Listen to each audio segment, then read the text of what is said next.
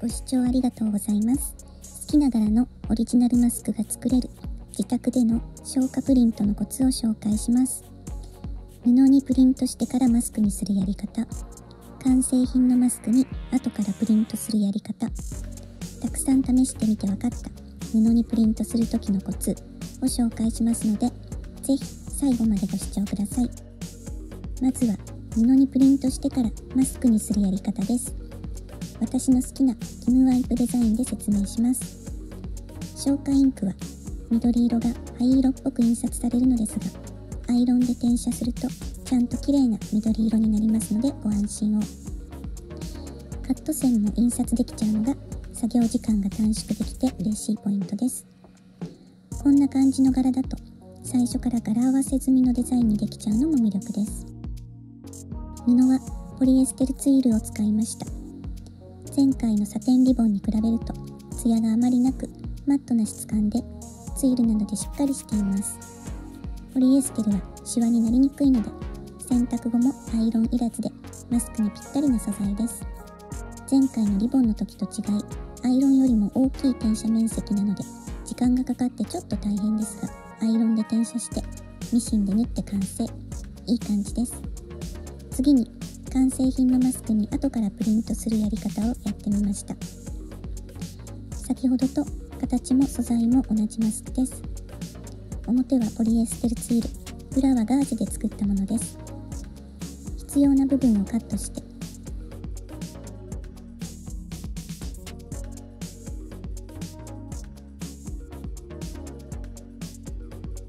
位置を合わせて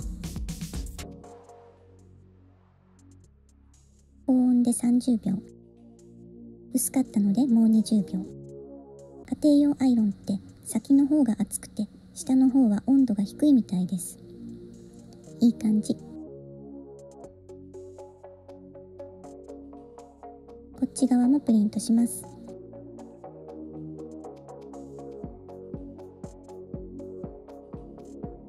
部分的に段差があるので下にタオルを敷き段差を吸収するようにしました。アイロンはなるべく先の方を使うのがポイントですね。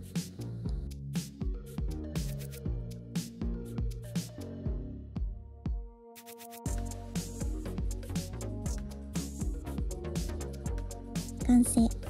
ちょっと色ムラができてしまいましたが気にしない。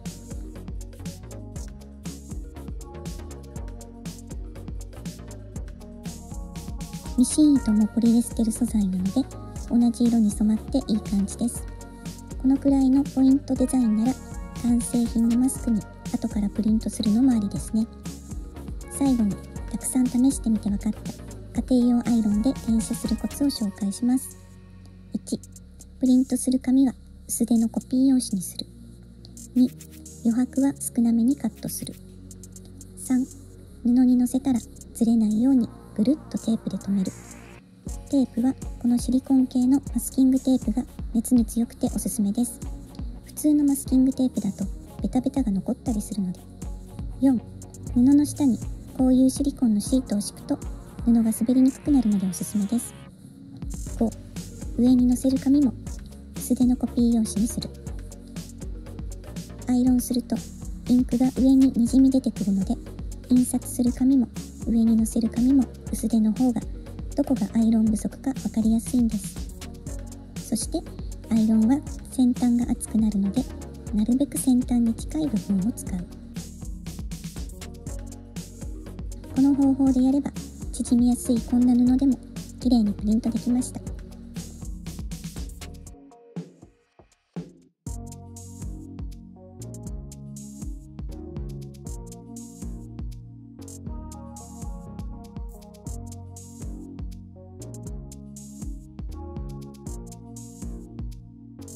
アイロン前とアイロン後で5ミリも縮んでました。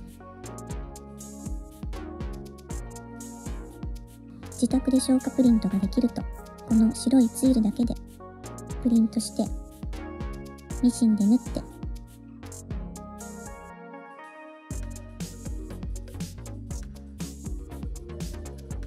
好きな柄のマスクが作れちゃいます。マスク1枚作りたいだけなのに、この柄の布とこの色の布を1メートルずつ購入なんてもう必要ないんです。白い布さえあればいいんです。洗濯で色落ちしないのも魅力ですよ。